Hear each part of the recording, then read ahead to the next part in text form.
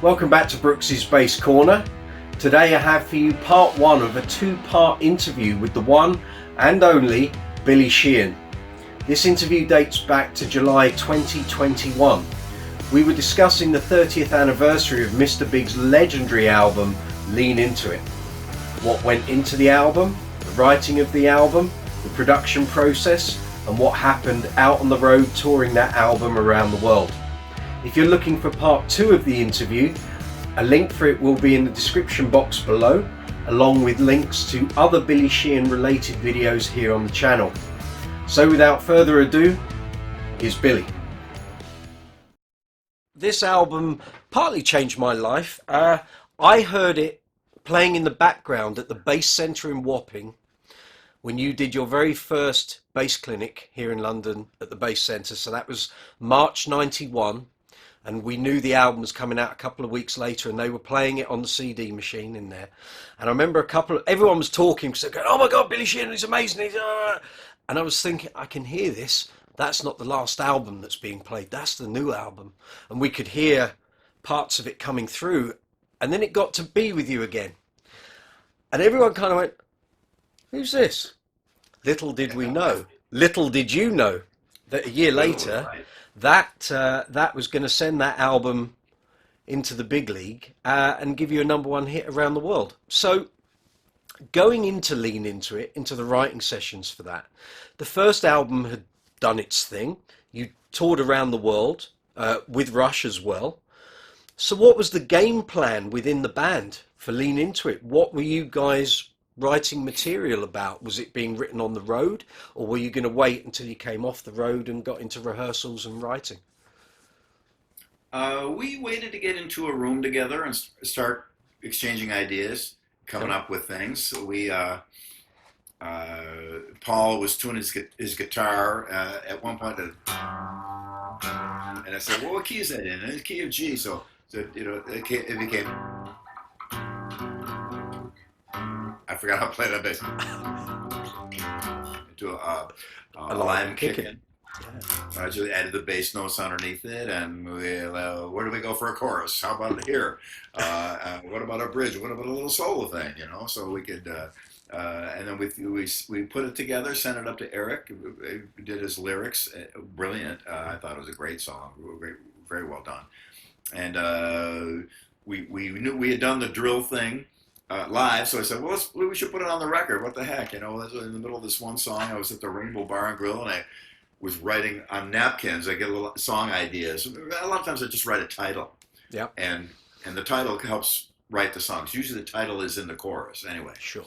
And I wrote "Daddy, Brother, Lover, Little Boy," and it was someone to a friend of mine that was a waitress there, and we were laughing about it. I stuck it in my shirt pocket. I went, "Hey," and we started doing this jam thing. "Hey, I got an idea for some lyrics." "Okay, do that. Why don't we put the drill solo in that song?" "Okay," and it was that became that thing. And we had one song come in from an outside writer, Jeff Paris, "Lucky This Time," one of my favorite records, songs we did. And Eric sent us a cassette of a bunch of songs he had been working on. And at the very end, even after like a gap, you wouldn't know the song was on there unless you let it play, was this little piece on piano, "To Be With You." And me, Pat, and Paul said, "We got to put that on. We got to do it and put that on the record. It's just a perfect little roll the credits at the end of this, movie, and sing along campfire with everybody, To Be With You." And Eric, at first, he was like, "I don't know. I don't want to put it." "Oh, come on. It's going to be fine. It's going to be fine." It was got some resistance from him at first. And sure enough, we put it on there. He sang it wonderfully. And cool. And we had no idea. And I always tell people, if we would have known it was a hit, we would have put it first and released it as a single first. It saved us a lot of time. But we did. We released, I think 3 other tracks first. Before you did. Yeah, you did "Daddy, Brother, Lover, Little Boy." You did "Green-Tinted, 60s Mind," "Lucky This Time," which we didn't get as a single over here. And then, obviously, "To Be With You." And then straight after it, another ballad. So, "Just Take My Heart." Exactly. And the label, it's a whole story about what we went through with the label. They did. Hold that point, and we will come back to it, okay? So I'm going to ask you sort of 4 or 5 questions before that, and then we'll get into the running order, and I will just say song titles, and you can tell me anything you can remember about each each song. Sure thing. But I don't want it to take your whole afternoon, so we'll keep it sort of sprightly. So was there pressure from the record company to deliver a killer second album? I know every band is always under that pressure, but bearing in mind you'd done the first album, you'd done the Raw Like Sushi EPs, there was obviously a market and something building, but did the record company come and say, we need hits, we need songs for radio? No, no, they were kind of disconnected. We're lucky to have a great manager, Mr. Herbie Herbert, legendary manager, one of the founding fathers of the music business as we know it. And he was our guy we would go to. And the label was there, but he fortunately, he was in between us and them. And so we didn't get any pressure from the label in particular. But we did begin to have a great relationship with one of the A&R guys there, Kevin Williamson, who became our main guy, still a dear friend of mine to this day. So he was a saving grace for us in many ways for the label, because he was definitely on our side. That was a good thing. But no pressure at all. They were just waiting for the record, and we'll see what they hand us and see if Mr. Big can live up to their name. Were there any rumblings from the record company people that there was this thing called alternative rock and grunge sort of bubbling away? Was there any inclination that that might become a thing? Because obviously we saw what happened.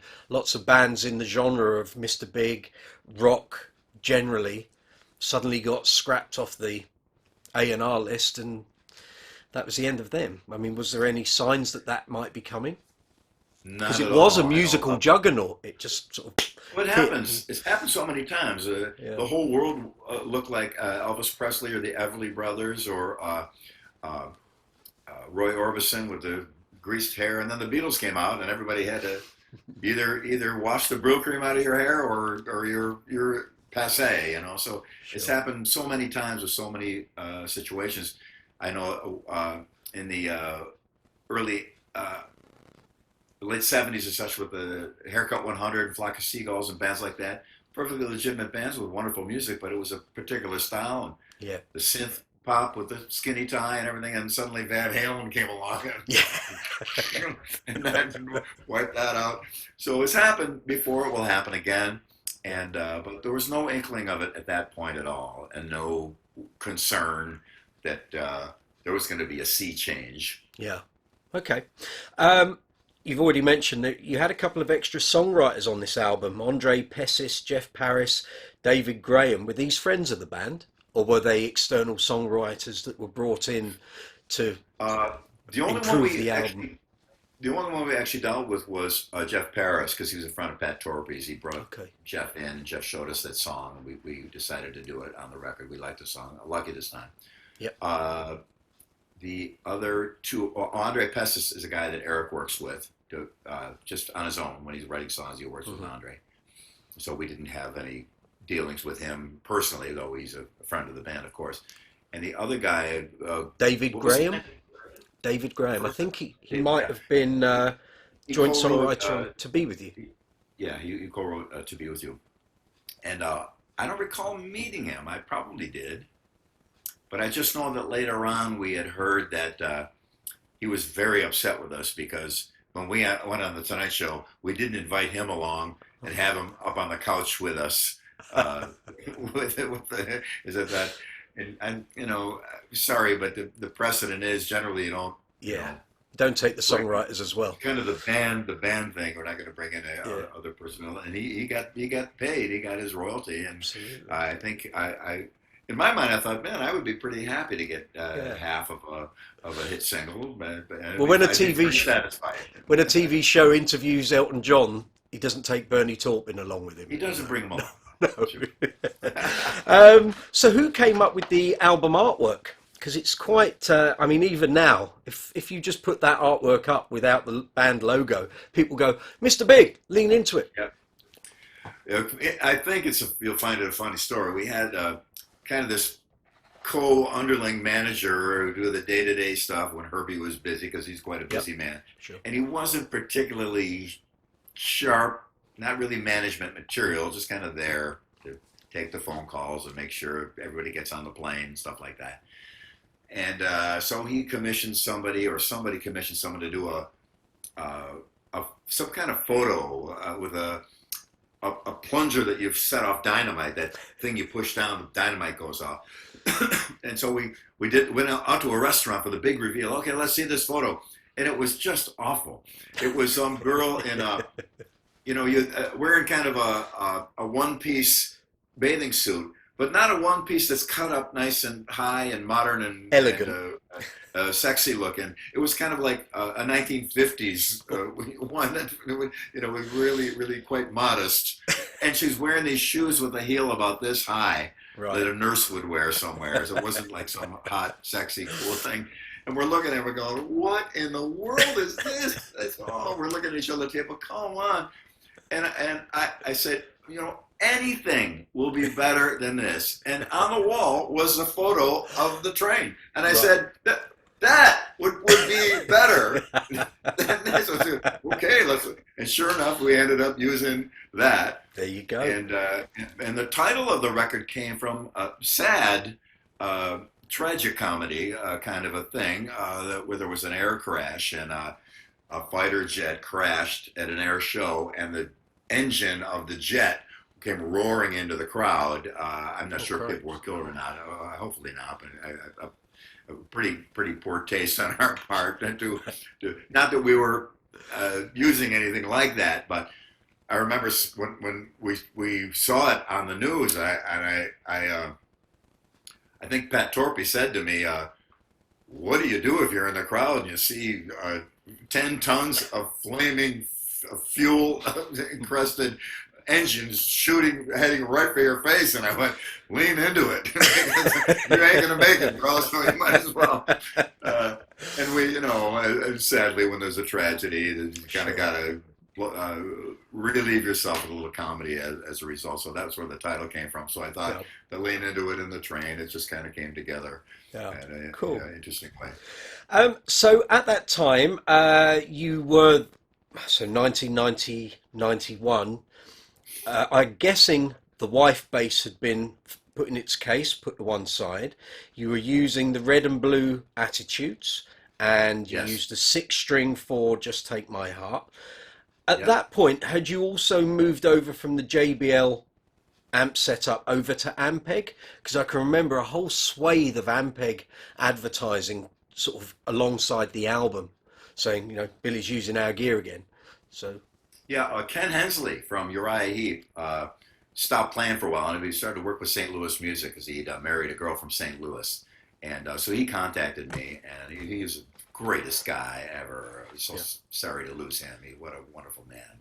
And we had such a great time together, and he wanted to get Ampeg. Wanted to get Ampeg behind me again, like it was in the 70s. I used the Ampeg SVTs, the original ones. And so I tried the SVT4 Pro, and it was just marvelous. And so we switched over. It was a little easier because I had to ship all my personal gear. If you're playing in Europe, I remember one time we had to ship the band's gear over, and the bill for the shipping of just the gear alone was astronomical, unbelievable. So if we could have a backline in Europe of Ampeg cabinets, would be the same ones I use everywhere, and in Japan and in South America, would save the band a lot of money. Plus, they sounded great. St. Louis Music did a great job reviving the brand and really making it righteous, very much like the original ones. And sadly, after they were sold off to another company, after St. Louis went out of business, the quality control was awful. So I had to stop using them because they were failing. On a regular basis. So it was the Ampeg thing I went back to there quite a bit. Same front end pretty much. Instead of BGW power amps, I was using the Ampeg Ancron power amps and my same preamp setup. And then I went all to SVT4 Pros and used them as all my power, plug my preamps into the inputs of those. And they had a built-in crossover too, so saved me a little rack space. They work very, very well. Cool. In the studio, were you really quick at recording your bass lines? Were they calling you one take Sheehan? Well, or were you spending weeks at a time in there? But generally, we're quick. The Mr. Big has always been pretty quick. I come from a time when you really didn't have much of a budget to sit around and get get your tones for 3 weeks and Yeah. go out and have a bite and come back, and we're in there hustling to get stuff done. And I remember Paul Gilbert saying that he was so used to that even more recently, because I had in the interim done the David Lee Roth things and had a big budget studio. It was cool, even though it was that we played for real. We didn't spend ridiculous amount of times at things, but we had a little bit of breathing room, a little bit of luxury. So Paul was always getting nervous, like we got to hurry up, come on, relax, Paul. It's paid for. We got a label now, and we're good. But I remember him talking about doing the Mike Varney records, where you do the whole record in a day, or two, and then spend maybe 6 hours mixing, and there you go. There's your record. Oh my Next, God. Yeah. So. But that it really separates the men from the boys, if you will, and that you got to step up to the plate, and you got to know the song, you got to be able to play it. Okay, here's your solo section. You don't get 10 of them, you get one, and you make it good, because we're moving on to the next thing. Yeah. So it was I think that kind of pressure is good sometimes. Okay. I don't dislike it. And were you how long would you roughly spend to do the 11 tracks on that album?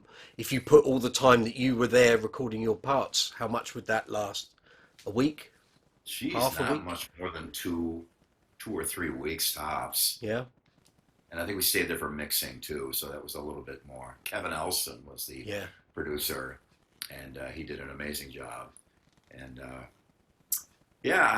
not too much time. We were pretty quick, pretty cool. To the point. Eric's voice at the time was as good as any singer anywhere, and he could just go in and sing a C- song into an A+. He's really great, just fantastic. And Pat Torpey, of course, God rest his soul. He was just I remember some of the stuff is first take, or pretty close to it, on both the first two, all the first 4 records, really. Pat was he was great drummer. He knew his stuff, and he knew his parts, and he'd come in and nail it. And great awesome. BVs as well. Great backing vocals as well, harmonies. Yes. He had a great voice, and that's why it's tough to do Mr. Big without him, because we got to get a drummer that sings great. So exactly. There's not too many of them out there. There are a few, but not too many. Okay, I'm going to run through the 11 songs, just like brief recollections of each song, whether it's how the song came about, memories of it, performing certain songs live. Some of these songs on this album, as far as I'm aware, you've never played. There are a couple of songs on this album. So starting off, track number 1, Daddy Brother Love a Little Boy, the drill song. Yeah, that was, like I said, the napkin story. I wrote that title down. Addicted to That Rush was a title too. I had for years. I said pads of reams of paper with just lists of titles. Yeah. Addicted to That Rush was one. So this was one, but more recently created when I was living in LA, and just a big raucous way to start out the record, being kind of cinematic in a way. Yeah. Let's open with a bang. Absolutely. And we open the show with that. Most tours we open the show with that song, because so you were saying earlier you'd done the drill thing somewhere else. Where else had you done that? And was it a dig? Was it really a dig at people who were just trying to be faster and faster and faster? Well, try and beat the speed of a drill. Was that the idea? Was that the joke? Yeah, that was a joke, but it turns out that Paul is faster than the drill. And if I do the 4-finger thing, sometimes we didn't have the drill, so I do that, and do the kind of mimic what the drill did. Yeah.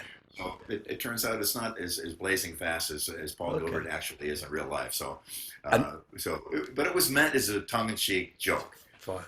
And then after that, like everybody was thinking of something of, we'll get an egg beater or a chainsaw, and no, everybody relax. It was just a joke.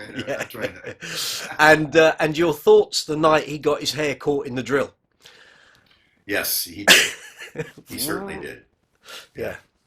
Scary. Yeah, he was okay. He's okay. Didn't have to cut his hair off. So would have been a short show that night. Okay, Alive and Kickin. We've talked about he got that from tuning up. Um, kind of, whenever I listen to that song, it kind of reminds me of two or three other bands, but it's uniquely Mr. Big sounding. You know, that song wouldn't be out of place on a Bad Company album, or Wow.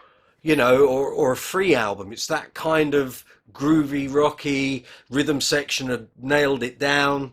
You know, I could hear Simon Kirke and Boz Burrell playing Great. that. You I know, take that as a very appreciated comment because I was a huge Free fan from the early days. The first unaccompanied solo I ever did was in the song "Mr. Big," Mr. Big. and and we were huge Paul Rogers fans, of Yeah, course. yeah, Pardon me, but we uh, the song itself, I thought it told a really sweet story too, yeah, about two kids getting in the car and taking off, and it's just a kind of a typical let's go, yeah, yeah. let's start this adventure of life, Did that and it's ever another crowd pleaser. did that ever cross anyone's mind to release that as a single? Well, there's all the songs on the record at one point put in together, recorded. And we thought that this, we wouldn't have put it on the record if we didn't think it was a good song in Yeah. by our estimation. So, but I love that song as a we did it live, and it was always a big crowd pleaser. Everybody sang along, and it was Yeah. very cool. I remember when it came out, and people were saying to me, "How does he do that bit in the middle?" And it was the tapped harmonics where you're bending the string and you're tapping it at the same Yeah, time. And yeah, and there's a part where you go, "Eh," it bends up and down and up, and people are going, "My God, how?" And it's like, and then you'd shown me it at the clinic, and I was like, "Well, that's how he does it." it's all pretty simple. Sure. There's always kind of an illusion of difficulty on a lot of things, and some things are difficult. Hmm. But I'm always, you may have heard me say it at the clinic, and I say it to this day. There's nothing I do that someone else can't do if you Hmm. want to take the time to do it. I firmly believe that, and that's why sometimes things seem out of reach to players, and they get discouraged. They're not out of reach. Yeah. It just takes time and determination. Sit there, chip away at it, piece at a time. There's nothing you can't do. I'm a firm believer in Good man. Green-Tinted 60s Mind, that. Yeah. which to this day, loads of people, when you say Mr. Big, sometimes To Be With You is not the first thing they think. They think Green-Tinted 60s Mind because it's been played quite a lot on rock radio over here. You know, a very Beatles melodic inspired kind of song, I think, in places. Yeah, I think there was some Beach Boy influence there Yeah. from Paul. At the time, he was heavily into the Brian Wilson and the Beach Boys and some of their chord voicings and the way they did Yeah. things with harmonies. And especially with the intro, because you're playing a harmony around kind of what he's doing, and yeah, Yeah, there was some interesting harmonic chord voicings and content in that particular song, and yeah, it was always been a crowd favorite too. And we were very lucky in Mr. Big to have decided to sing a lot and a lot of harmony. Let's sing, everybody sing. I tell players now, you see The Voice or American Idol or all these TV shows now. There's no bass players, drummers, or guitar players. Now. It's all about singing. yeah, Sing, sing. And so, like I mentioned before about Pat Torpey being such a great vocalist, I tell players, even if you can't sing, just start doing it anyway. Because when you go to try and get a gig with the band, does he sing? Yeah. Oh, come on. that's it. Let's go. Yeah. I remember trying out keyboard players, or we didn't try any out, but I brought one guy in, Brett Tuggle, to be a keyboard player for Eat 'Em and Smile. And Dave wanted a guy that could play keyboards and sing. Turns out Brett could sing his ass off, and so he started playing his the keyboard like the perfect song, like "I'm Down" by the Beatles, and sang it totally righteous. And for background vocals on "Even a Smile," Brett was on everything, Okay. and so a vital member of that live ensemble. Mm. So to sing is important. I can't. I don't really. I never thought I could sing. until I got in a band, and they said, "We need a harmony part. Here's your note." And I go, before I could wait, no, I don't sing. No, just go. And okay, and I croaked it out, and eventually got to a point where I could kind of fake my way around some vocals, and I'm doing that to this day. Yeah. Even 52 years later, you're still, your voice is in fine shape. Fine shape. Okay, Lucky This Time. Third single, and it's got a segment of CD fast forwarding at the start. What the hell was that about? And whose idea? We the sound of a CD fast forwarding. The CDs at first had just come out. Yeah. And they were relatively new media. So that sound was intriguing. So we had it and they put it on there. What should we call it? Let's call it CDFF. And people made up all kinds of definitions for that acronym. Some of them I don't want, because there are two F's in there. I don't want to do it. It's a family show, but that's all it meant. Fast forward to CD. Okay. I think it was something from the first record. Right. Okay. And then we just went it was. It wasn't it. It was a chunk of each song from the album spliced together and just pressed. Yeah. Within that 3-second snip. And I think everything was detuned for that, so that really. Yes. Low D tuned down the low super D. Heavy, and it was just a great song. I loved it. Jeff Parris did a great job. Yeah. Hi, I hope you enjoyed the video. If you did, please give the video a thumbs up, hit the notification bell, and hit the subscribe button below.